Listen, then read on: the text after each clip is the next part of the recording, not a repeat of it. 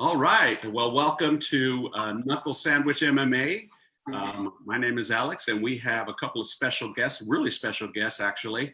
And they were kind enough to come on and join our very first interview as far as the podcast goes. We're brand spanking new, and these guys showed mercy. Mercy, I say.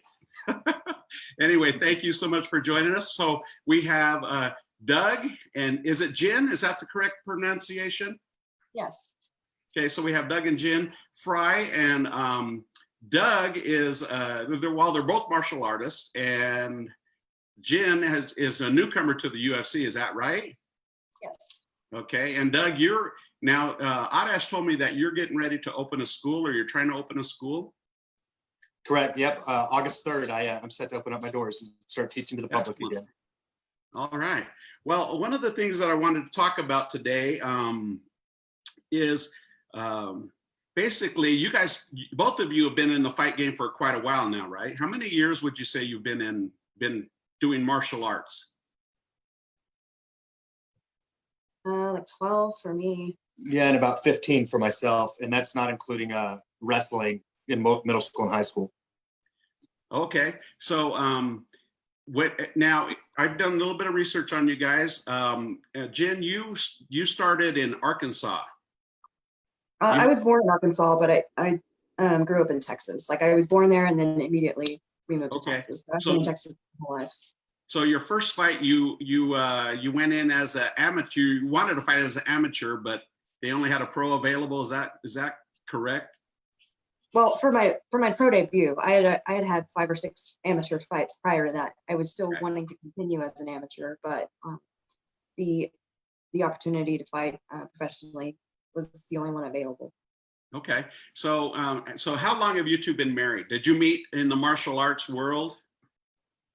We did. We met at my second professional fight back in 2008, and started dating around that same time, and we got married in 2012. So are you, Doug? Are you still actively fighting? No, I'm still actively competing in jiu-jitsu tournaments. I just won a tournament this last weekend. But no, as far as fighting goes, I haven't fought now in almost 6 years, and my time with fighting MMA is that ship has sailed. I had a lot of fights and had some good times with it, but no longer competing in that realm. Okay, and you guys, so basically you're a team. You're not only husband and wife, but you're coach and fighter. Yep. How does that all work out? How do you guys do that? Jin, go ahead. How do we do it? I don't know. It's been a lot of work. It's been a learning process. It's still a learning process. Sometimes they're a lot smoother than others. But it's definitely just been learning where boundaries are. In the gym, we're coach and fighter, but at home, we're husband and wife. And, Douglas has to realize he has to stop coaching me when we're at home because I'm a grown-ass woman. And then, I have to learn not to take things too personal when we're in the gym because he's telling me as my coach, not, just trying to get under my skin as my husband. Okay. So, we have, and what's your comment on that, Doug? Yeah, I mean, it's nail on the head whenever she said, we just have to learn to listen. It's a lot, there's trial and error, just like any type of relationship, whether it be marriage or coach and athlete. So since we've been doing it so long, we've got it figured out, but I mean, it still is not without hardships, and making it work. We both have to be understanding of each other and ourselves, and learn to make adjustments accordingly. Okay, so I've been an MMA fan for a long time. Actually started here. There was a fighting show, a local show here in Utah called the Ultimate Combat Experience. Have you guys ever heard of that one? Haven't heard of that one. There's probably thousands of them all over the place, but I started out just watching fights there. I grew up. I was kind of like a really horrible boxer when I was a kid, but I've always liked combat sports, and I love the strategies, and I love all the things that go into it. And there's so much that goes into it. But nowadays, it seems almost like you have to be everything. Like, not only are you guys husband and wife, but coach and fighter, but there's so much more involved as far as the fighting aspect goes. You have to be entrepreneurs too, don't you? To be successful, certainly. And that is, again, that's something that there's not really a program out there to direct young fighters on how to do it. It's learning on the go, fake it till you make it type thing. But you start making connections and developing relationships with companies that are fight companies or sponsorship companies, and you become an entrepreneur in that sense. You just learn how to do it on the fly, and some are much better than others. That's for sure. Okay. And Jin, I've looking at your different articles on you and your Facebook page and your social media. You guys are pretty good at the social media aspect of it. It's been a learning process, and it doesn't come just very naturally to me. It's been a learning process and something that I kind of not really struggle with, something that I'm just trying to get better at. I'm actually pretty introverted, and I'm kind of a private person. It's been a interesting balance trying to figure out how much to share and how much I can keep private. Because ideally, I'd probably just keep everything private, but I know that people are interested. People want to know what I'm doing. People want to see what my regular life is like, what my training is like, and it just makes it easier to connect with the fans, like they're interested in what I'm doing. But like I said, it doesn't come naturally to me to where I want to just naturally share everything with everyone. Right. So how do you guys, because that's an interesting aspect. How do you determine where to draw that line? And I'm sure the line shifts depending on popularity, depending on, like you coming into the UFC, you were the Invicta champ, Atomweight champ, correct? Yes. Yeah. So as your platform grows, how do you manage, or what's the thought process in how to manage that? There are certain things that I think will always stay private. And it's like during the time that I have a fight, I try to be a little bit more open, because people are wanting to see kind of into my psyche and see what's going on in my head, when I have a fight coming up, and how I view training and that sort of thing, and my attitude throughout. I know those, just help the fans feel a little bit more connected, or helps them to see you more as a person. Mm-hmm. So I try to be pretty open about things, during fight camp. And then after fight camp, I kind of take a little bit of time to myself. Like, hey, I don't have to be as busy on social media. I don't have to make daily updates or posts. I can kind of, step out of the limelight for a minute and just have a little time to like recollect myself, and just not necessarily share everything with the world. Okay. And Doug, on your part as being not only her husband, but also the coach, how do you manage that part of it, of the platform starting to grow? And I'm sure that you want more exposure, but there's that fine balance. And how do you manage that? How do you look at it? Yeah, so I'm the exact opposite of Jin. I'm very extroverted. I'm always willing to go out of my way to speak to people, and to be on social media often, and promoting our name, our brand, our gym, our image in a positive sense, as positive as possible.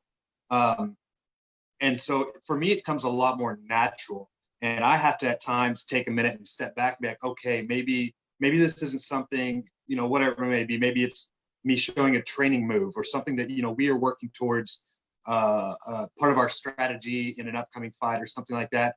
And I have to take a minute, like I'm recording it. I do a lot of video recording on our sessions, so I can break down what we're doing properly and improperly and make adjustments there. But I've got to be aware of what I'm putting out on social media because of the following. Not only for myself, I don't have near the following that Jin does, but at the same time, I know that there are other coaches out there that are watching Jin, that are keeping their eye on me, on under the radar. So I just have to be aware of what I'm putting out there. Okay, so being kind of opposites as far as introvert, extrovert, I think that's a pretty interesting angle.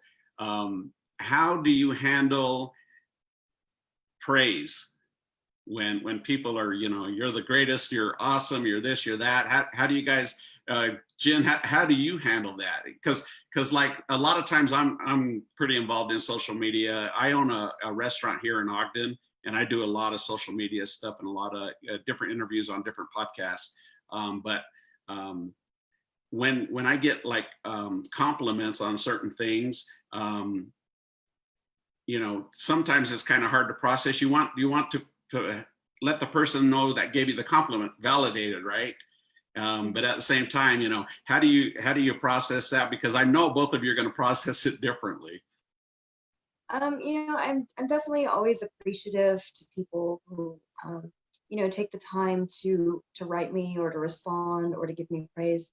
I'm appreciative of their efforts, but I also try to take it with a grain of salt, because I'm never just resting on my laurels. You know, there's always more work to be done. There's always improvements to be made. You can always do something better.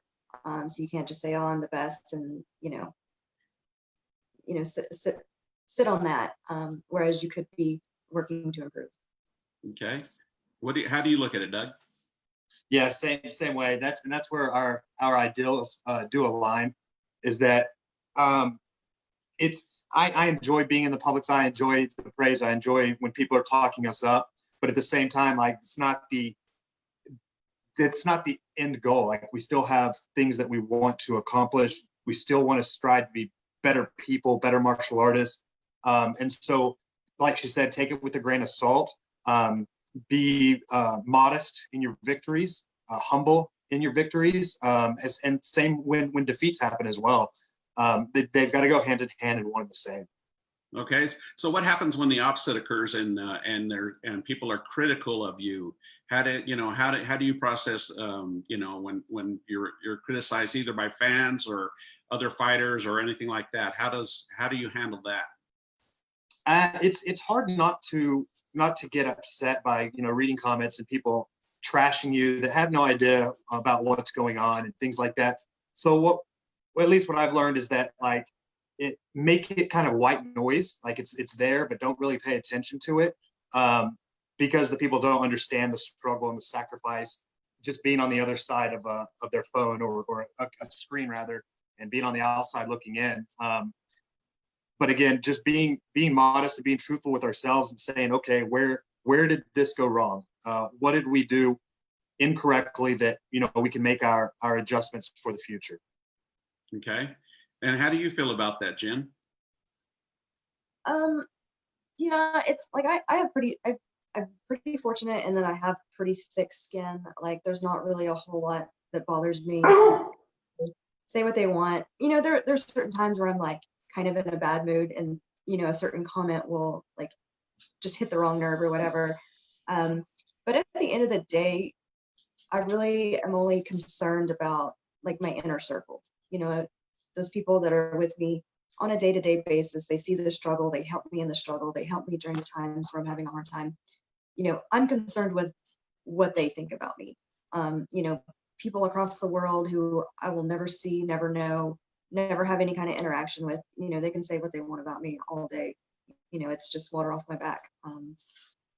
So like you said, it's just kind of white noise. Like there's always going to be negativity. There's always going to be someone who has something negative to say and ready to judge what you do, regardless of what you do. It's like you can't make everybody happy. So no matter what I do, there's always going to be somebody who takes issue with it. Yeah. So if I sat and worried about that all the time, like I wouldn't ever get anything done. Yeah, I don't think anybody would. Yeah, we do that too. You know, we get reviews on our dining experience, and yeah, sometimes, you know. But yeah. I've learned over the years. We have the restaurant for probably almost 16 years now, and it's all family. So my two daughters are owners. My wife, my two son-in-laws are my chefs. So it's pretty tight knit family. So when you get those kinds of things, I agree with you, Jin, that you go to your inner circle and you know, and then you move forward. But you always have to move forward, right? Mm-hmm.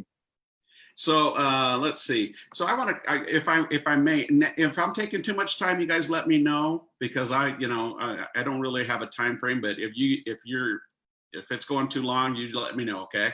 But I do want to talk about the entrepreneur aspect of what you guys do, and kind of like how you survive and pay the bills and do all those kinds of things. You know, fighting, of course, you're making a little bit of money.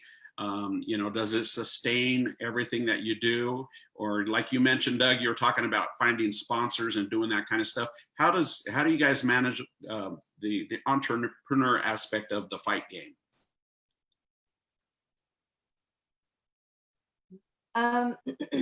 So I used to work full-time at the hospital, and you know, I made really good money at the hospital, but it did take a lot of my time up. And a couple of years ago, we decided to, at the prompting of Douglas, this is something he's been pushing for a long time. And I never make decisions very quickly. They just need time to marinate. I got to think about them, let them sit for a while. And so eventually we kind of came to the point where Douglas felt like we paid off all our debt. We had a brand new home built, and we decided to sell this home, this, you know, beautiful home that we had just built. And we downsized, bought, you know, a house that was, you know, half the size, and really just kind of minimized all of our debt so that, you know, we have very few bills, you know, hardly any debt, so that I could stop working full time and start training full time.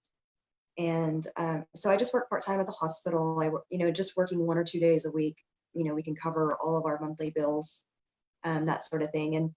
And so that worked for a couple of years. Like, I'm just now kind of starting to get to the point, even prior to the UFC, starting to get to the point where I'm making like pretty decent money. Like, my purses, I've been doing it long enough, you know, winning world titles. Like, my purses are finally getting to where they're pretty decent. You know, and I'm getting a pretty decent amount of sponsorship. So it's gotten a little bit easier. And then obviously making it into the UFC, there's even more, that opens the door for even more opportunities. So it's been a struggle a little bit, but I think we did the appropriate prep work to get ourselves in a position to be able to do it correctly. You know, I've talked to people who, as soon as they went pro, they quit their job. And I'm like, what are you doing? Like, fighters do not make great money. And it's like, even, you know, I was fighting for years and I didn't stop, you know, working full time until I got to the point where I was fighting for my first world title. You know, it's just, and fighting is just so, you know, kind of wishy-washy. It's kind of fickle. Like, you know, fights fall through, people get injured, things happen, things that you don't expect. People get COVID, you know what I mean? Like, you wouldn't expect, things just randomly happen. So you can't always rely on that money. And then you only get paid, you know, half if you lose. So it's just not a reliable source of income. Right. So it sounds like, now, Doug, you mentioned earlier, now do you go by Doug or Douglas? Because I don't want to. Yeah, you can call me Doug. That's fine. I always introduce myself as Douglas, but I've been called Doug my whole life, so it's like that's fine. Okay. So you know, you mentioned previously that there's no, you know, game plan. There's no book to teach young fighters how to do this. It sounds like you guys you have something, like you could, you know, maybe we write a book.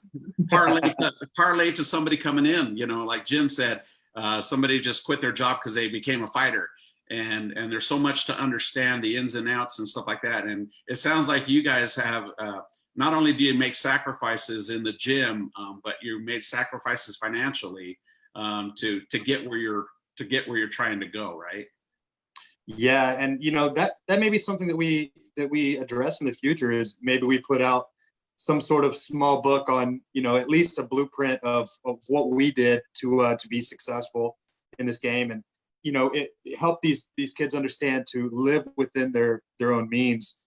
And I mean, for ourselves, like, we've never been, our personality's never been one to be like the latest and the greatest, you know, new shoes or new whatever. It just, we always just use the same stuff, we wear the same stuff.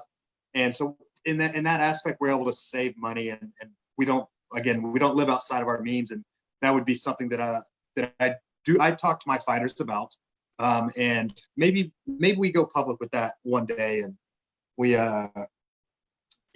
do a detailed blueprint. Well, it sounds like your foundation is pretty solid.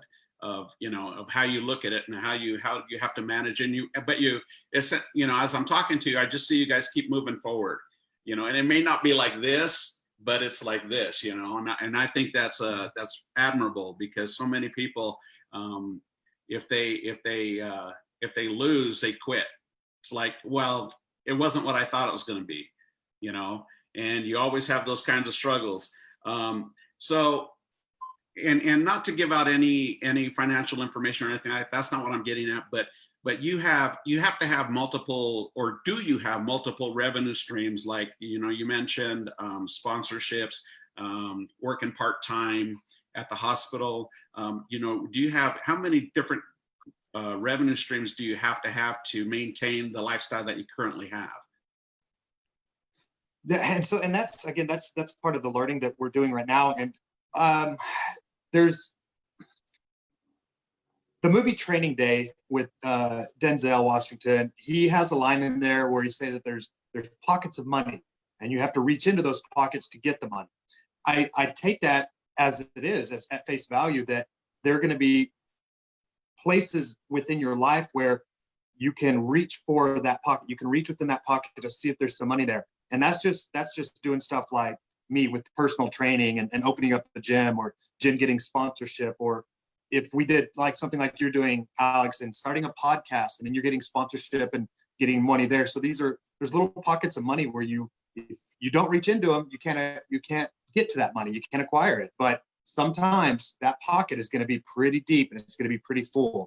So just constantly looking at opportunities, constantly of doing things that are maybe unnatural for the person or uncomfortable at first, to see if that's a spot where you can sustain a decent living.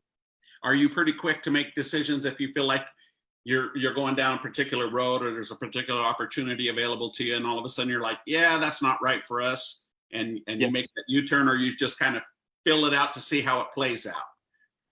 Yeah. So, I mean, for a perfect example is I had an email. A company wanted to bring Jin to Vegas in September for a signing, just a private signing, no fans, nothing like that. And they were based out of Pennsylvania, but they wanted to fly us to Vegas and put us in a hotel room. And so I was working an angle there, like negotiating. It turned into them going, well, how would Jin feel about a photo shoot 40 minutes outside of Vegas at a location? Getting into that. So we're now negotiating two different things. We have a certain rate that we set for things like that. And then we get to kind of like, here it is, they want to book us flights. We've agreed to terms, but then they bring the price down to almost a third of what we were requiring. And it was right there. It's like, okay, they're not serious. So it's like, okay, no, we're sorry, Jin is unavailable now. Maybe in the future we can address this. Right. And I'm sure that, just like, I mean, you guys are doing me a huge favor, and I think that's really cool. But I'm sure so many people come at you because they want to try and, build names, and that's kind of the game, right? Is everybody wants to get the people that will draw eyeballs and those kinds of things. And so everybody kind of plays it. But it sounds to me like you saw some red flags, and you're like, okay, yeah, we need to probably rethink this, because I'm sure that when you get presented with opportunities, especially if they want to get something back from you, they're making it look real rosy and real beautiful, like, wow, we can't turn this down. But it's not, Yeah. You get the smoke and mirrors, right? Yes, for sure. And trying to be aware of that, of like, there's not everybody's in it to help you out, and so there's ulterior motives. And so just got to be aware of it and pay attention to it. And sometimes we miss it. But more times than not, got a pretty keen eye for it. Okay, very cool. So as you go through this journey that you guys are going through, a couple of words that I wrote down is motivation, desire, commitment, and and all those things that are necessary to push on through. To get to where you're going, and you may not even be able to define your end game of what it is. It may be a championship, UFC gold or something like that. But how do you maintain through this time, because you guys have been doing it for quite a long time now. How do you maintain, or how do you increase motivation, desire, and commitment? You know, Jin, I'd like to ask you that first, if I may. You know, what do you have to do to keep that, or to gain more? I think I've been fortunate in that I've always been someone who's very internally motivated. Like, you don't have to hold a prize out in front of me and say, you know, if you do this, you'll get this. You know, I've always been able to decide if there's something that I want for myself. And once I make, you know, I said that I'm kind of slow to make decisions, but once I do decide on something, like, there's no obstacle that's going to keep me from reaching that goal. And I'm also one that, like, doesn't kind of, like I said, I don't rest on my laurels. Like, as soon as I reach a goal, I'm not, you know, just basking in that glory for 2 or 3 months. Like, as soon as it happens, I'm like, all right, where is my next summit? Because I'm very goal oriented, and if I don't have goals in place, that I feel like I'm getting stagnant. Like, I feel lost and aimless. And so I always want more. I always want something that's higher. I want the next summit. And so, like I said, it's been easy for me because I'm so internally motivated. Okay. And how about you, Doug? Yeah, I mean, I have goals. I try to maintain goals that are reachable, and then I have some goals that are going to be, you know, they're far away, and especially the one I have one major goal for my life, and that's to be considered one of the most brilliant minds of MMA, and be considered a great coach when it's all said and done. And so I have to do that. I know that is, you know, that's a 10-year goal type thing. And so I have to, in order to achieve that goal, I've got to put in the work now. I've got to hold myself accountable on a daily basis. I got to make sure that I'm doing the things in my power to reach that future goal. Okay. And you hear a lot more about coaches these days. I mean, like I said, I've been following MMA for a long time, but nowadays you're starting to hear a lot more about how good these coaches are, you know, Mike Brown and different kinds of coaches, and the fighters, not just the fighters are talking about them, but a lot of people and a lot of the public and fans are talking about how good these coaches really are. And it seems like they're getting a little bit of that limelight shined on them these days. It seems to me that way. What do you guys feel about that? Yeah, and I mean, not all coaches want to be in the limelight. There's a lot of coaches that are just like, you know, this is where the fighters are supposed to shine. But in the same time, you can't dismiss the brains that are behind the operation, the strategies that are put into place to help the fighter succeed, and, you know, and develop them to get to the points where they are winning championships, when they're signed to these large promotions, and, you know, reaching their own goals in a sense. And I appreciate there's now end of the year MMA awards, and there's Coach of the Year awards, and coaches are being recognized. I do appreciate it, because I find that there's a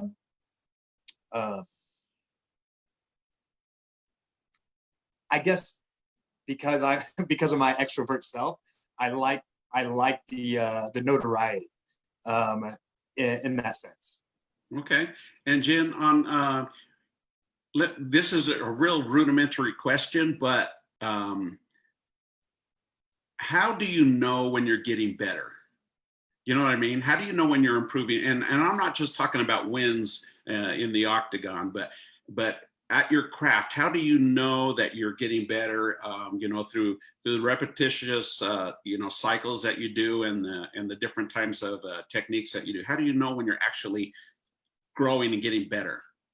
You know, I'm a pretty objective person. Like, I like measurable, you know, data, that sort of thing. So, you know, wins is obviously one way, but, you know, and outside of that, I would think maybe just whenever you're sparring, the things that you're doing, it's easier to enter more of a flow state. Like, it's like you're able to turn your mind off. These things come naturally. These reactions are coming naturally. You're having to be coached about it less and less. Like, it just happens without you really having to talk to yourself in your head, like, I need to make sure I'm doing this. I need to make sure I'm doing this. These things just happen because it's becoming a part of your muscle memory. It's becoming a part of your natural state. And you don't have to spend so much time focusing on those little tiny details, because they're just there and they happen now. Yeah, Okay.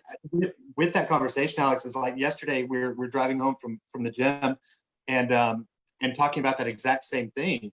Is that, whenever I'm coaching a fighter that's doing their very first amateur fight, whenever they're in that moment, in that process, even walking before the event starts, I'm walking them down the catwalk, I'm walking them to the cage, I'm letting them know exactly what's going on so they can visualize it. And then when they're fighting, I've got to play it. I've got not play it. I've got to speak to them almost like they're a video game, and I'm calling out every single move that they should be doing to make sure that they're not just getting overwhelmed with the moment. Whereas Jin, I don't have to say much of anything. I still use my coaching voice, but I don't have to. She's at a level to where she should know what to do, and that's where we know that the fighter has improved. The fighter has arrived into this state. Okay. Yeah, and that's another thing that we were discussing yesterday. And we were drilling something, and Doug's like, you weren't doing what I wanted. I wanted you to do this. And I'm like, Douglas, you have to understand and trust that I have been here enough times now that I know when I feel it. If I feel it and it's there, I'm going to do it. But if it's not there, then I'm going to rely on my own creativity and my own experience to get the job done in the best way that I see fit. Because in that moment, you can't feel everything that I'm feeling, and I know if it's going to work and it's not. And at this point, you have to trust in my experience. Yeah, and I immediately was like, you're absolutely right. You're right. That's why I've got to check myself. Jin checks me, and then I've got to recheck myself and say, yeah, you're right. I don't have to tell you didn't do it my way, so it's wrong. I encourage the creativity, and it goes as far up as a fighter of Jin's caliber. See, and you just identified something that's really crucial, especially for armchair quarterbacks like me. Okay, not being in the gym, not understanding, what it takes, and even in the moment, you try to go for a double leg takedown, or you try to do something that doesn't work, and then you try it one more time and it doesn't work because the defense is there or something like that. And you have to, like you said, everything has to flow. And if you're flowing rather than thinking of, I got to do this step and this step and this step, because if something blocks that, how do you negotiate around it actually being in the moment? We spend a lot of time in the gym. We drill, but there's also a lot of time where you're drilling at a more live pace. And when you're drilling takedowns, we make sure that our partners are giving us competent defense, something that we're going to assume that your opponent is competent, and this is what they should be doing to stop you. And so in our training, you're going to encounter that. And so you have to figure out what to chain to that and where you should go next. And you just keep going until you're able to accomplish your goal. And doing that over and over and over, you get comfortable with those chains. You get comfortable encountering a little bit of adversity and not losing your composure, and knowing that you can continue on, and you're going to keep trying to stay a step ahead until you finally, finish that takedown. Okay. So in between rounds, Doug, when Jin's on the stool, what, depending on whether the round is going in her direction or not in her direction, how do you manage your advice during that time? Because you have basically, a very short period of time to try to either make corrections or saying everything you're doing is correct, keep it up, that kind of thing. How do you manage that time? Yeah, so it's based on round to round. The most important thing is getting the fighter to check their heart rate and bring it down. So it's like, let's do some deep breaths.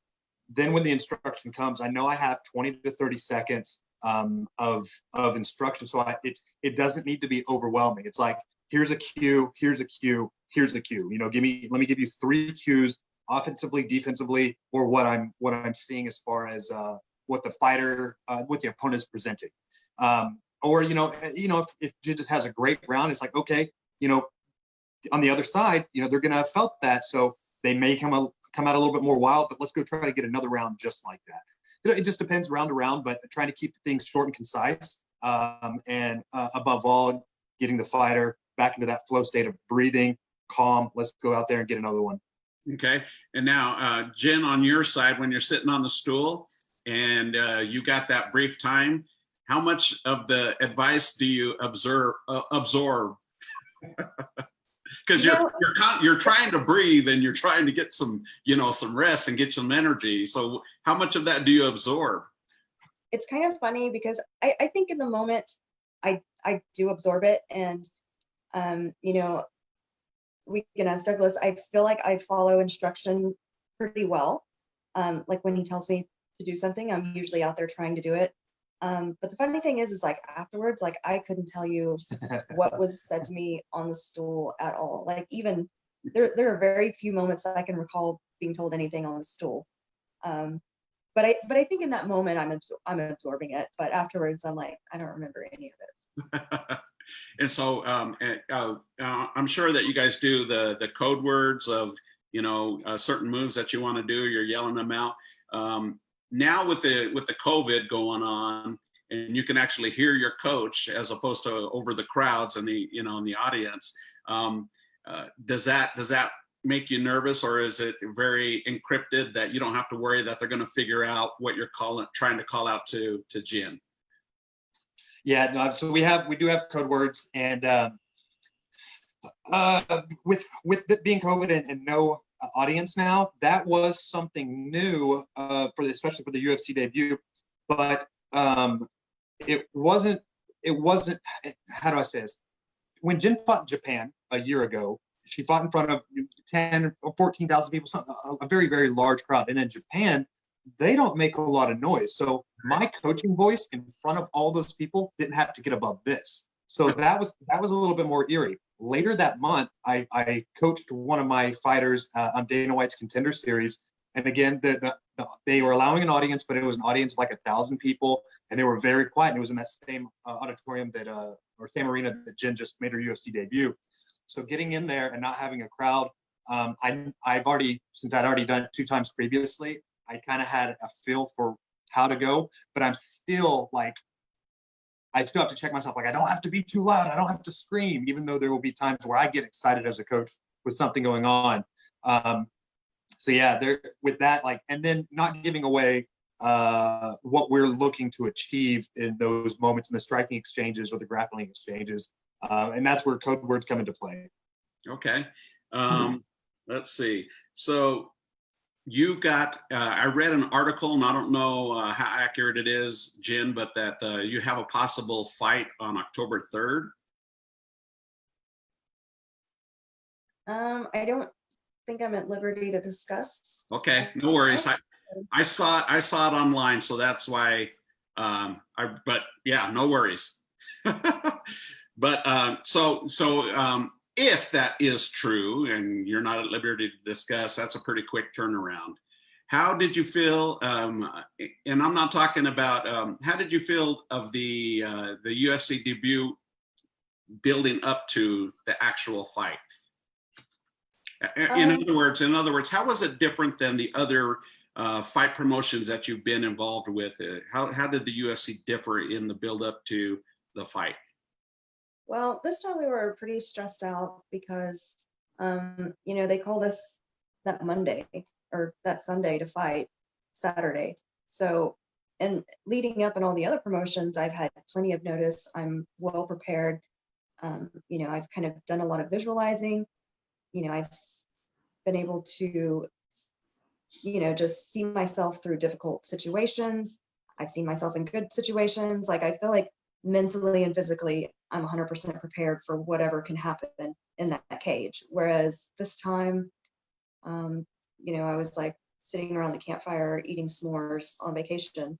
And then 6 days later, I'm fighting on the biggest stage in my career. So it was a pretty stressful week for me. Because like I said, most of the time I'm pretty confident, very relaxed, just because I'm confident in the prep work that I've done. And this time, I hadn't really done any prep work, and this is the largest stage that I've ever fought on, and I'm, 70%, 80% not ready. And I feel that, I'm not ready. So. Were you fighting in Invicta before you got this call? Were you still with Invicta? Yeah, I had just signed a new fight deal with Invicta, and the first fight on that contract was the fight in February. So yeah, I still had like three more fights in my contract with Invicta. We were considering a fight that was offered to us for Invicta for their card that is happening next weekend for July 30th. Jin was we were offered to headline that event. So yeah, so we're sitting there, we're like, all right, we're gonna take this weekend, we're going to the mountains, and then this is kind of our last hoorah, and then now we have 6 weeks or 7 weeks until the event, and so, you know, we're gonna take this weekend, we're gonna relax, have fun, and then it's time to get to work. But little did we know, 6 days later, I'd be fighting in the UFC. Woo, wow. So do you feel now that you made the right choice? Yeah, I do. It's difficult, obviously. You know, you want to win your UFC debut, but also I'm 35 years old. You know, I may not have had another opportunity to get into the UFC, or maybe obviously not as quickly as I did. You know, this is kind of a young person's sport, and I'm 35 now, so you know, my time here is limited, and I need to take advantage of the opportunities that I'm given. You know, like I said, obviously I would have wanted to win my debut, so I don't really mind the quick turnaround because, you know, I'm ready to go out there and redeem myself and show what I can do when I'm in shape and when I'm prepared for a fight. Well, the moniker on my little channel here is Knuckle Sandwich sees the opportunity MMA. Because I think there's a lot of, like you said, I really like what you said, Doug, and that is there's pockets. I like that. I really like that. I'm going to use it, by the way. yeah, go for it. But I like that there's little pockets, and sometimes you just have to take that chance and go for it, you know, and see where it leads. And that's why I call it seize the opportunity, because sometimes you just you don't. And you never know where it could lead, and hopefully, and I hope that, because I'm a fan. I saw your first fight in the UFC. That's the first time I saw you. I got that card, and I was like, okay, who's this? And it was pretty cool. Sorry, I got jets flying. Sorry about that. I live very close to Hill Air Force Base, and so I get the jets once in a while. My apologies. No worries. I bet you get to see some pretty incredible airplanes and fighter pilots.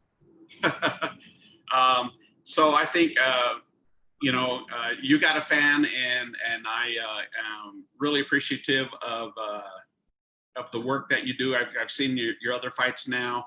And I'm not one of these guys that try to get all the technical stuff and try to get all the stats and all that. I'm just more of the, you know, what's the mindset? How do you maintain? And so that's why I said some of the questions are a little bit different than what you're used to.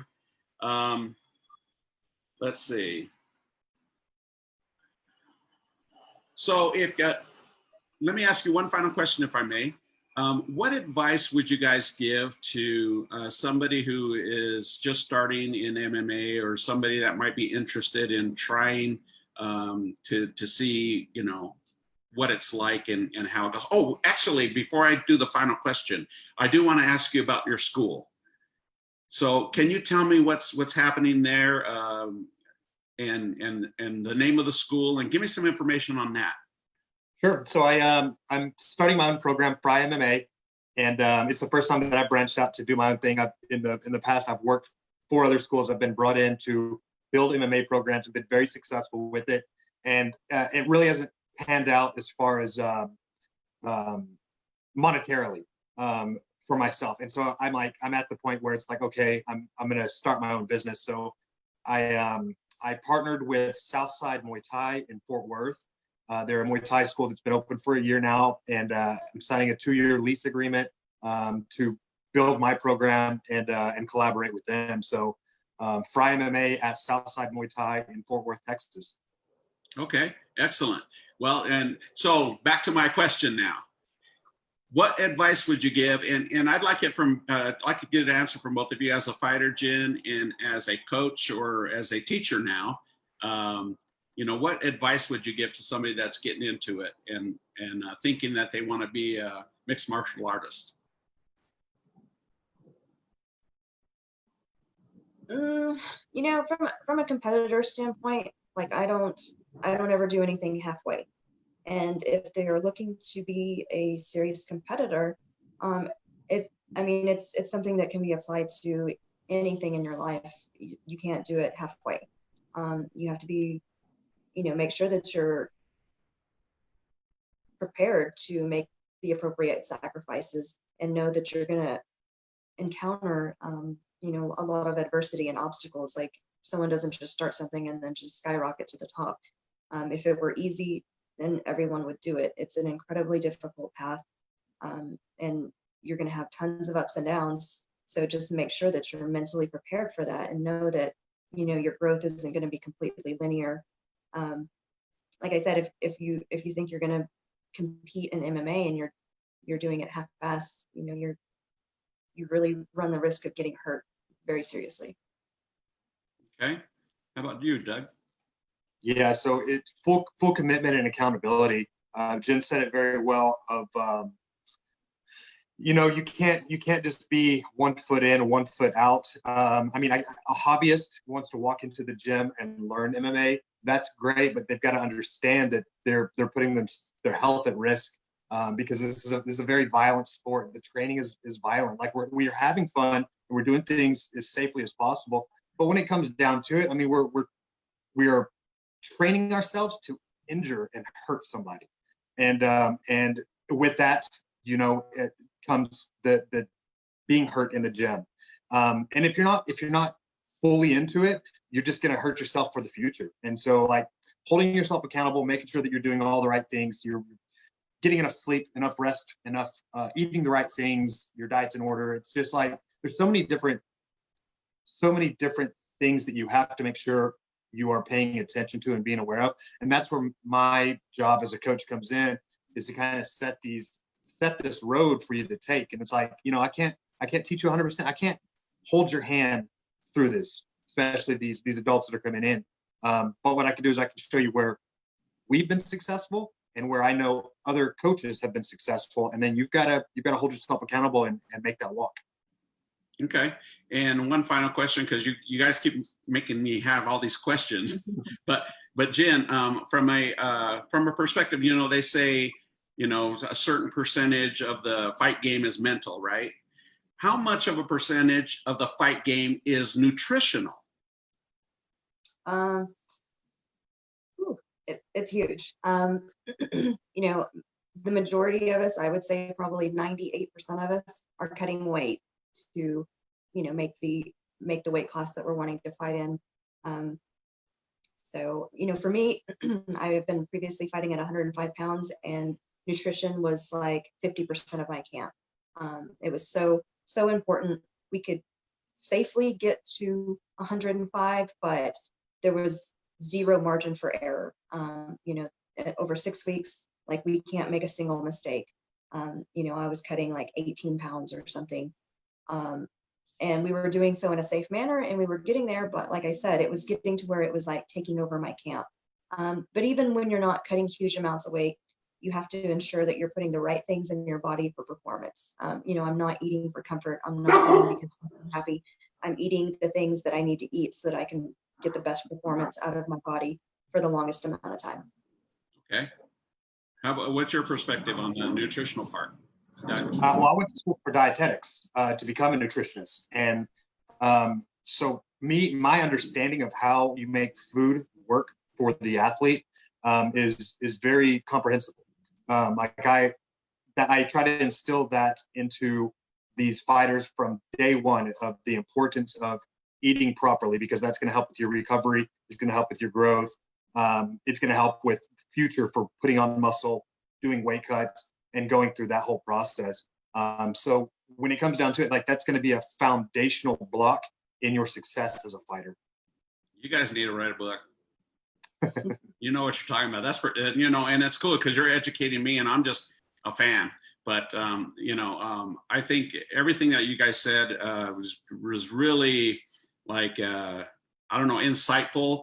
Good. And hopefully I didn't ask all the same questions that you've answered 10 billion times before. And that's not my goal, not to just ask weird questions or different questions, but just to, I look at it differently from a fan's perspective, you know, and I can get the other information that I want everywhere else.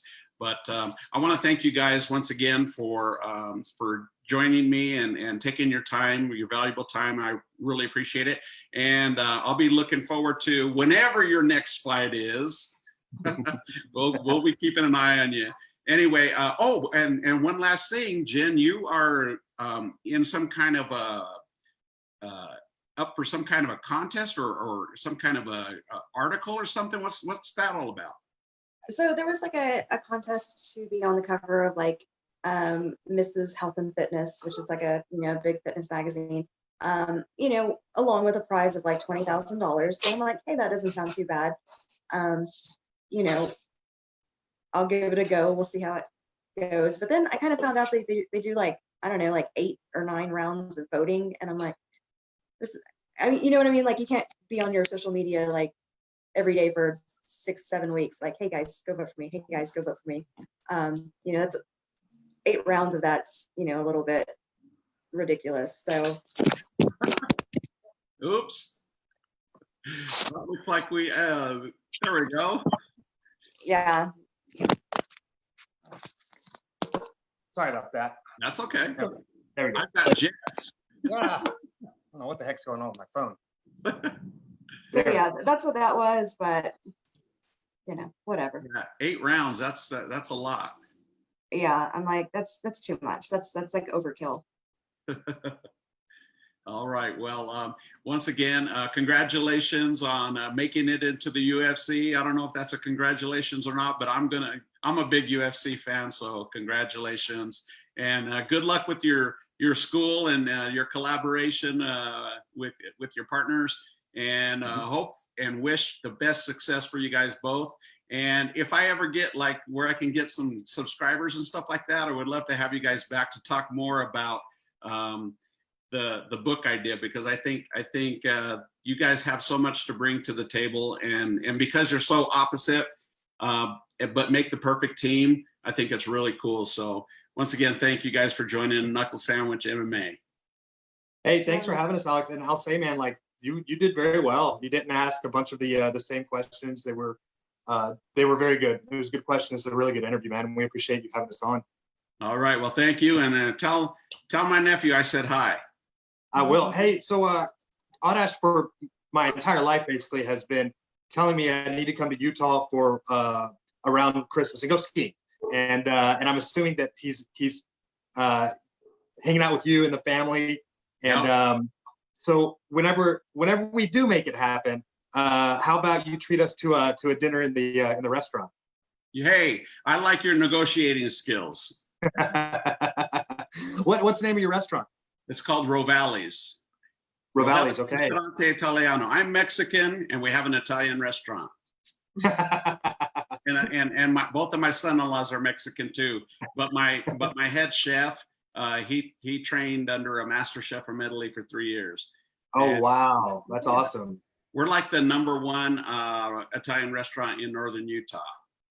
That's awesome, man. Congratulations. Yeah, thank you. Okay, but yeah. So hopefully in the future we're able to connect in person, and we'll have a fine dinner at the restaurant.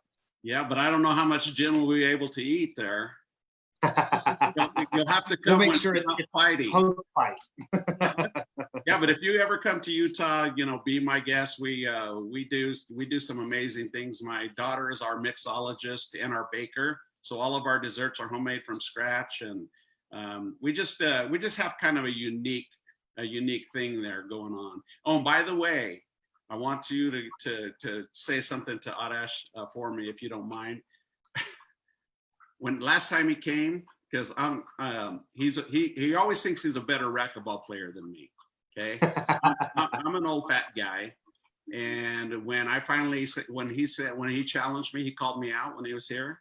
I said, okay, let's go do it. Well, he developed an ankle problem the morning up, and he could not meet me. So I don't know. I'm gonna call him out for that one. Yeah, I don't know if he got the injury in sparring. I'm not sure. Anyways, a pleasure to meet you guys. Thank you so much again. Yeah. Yep. Thanks, Alex. Have a good one, brother. Have a good one. See ya. Ciao for now.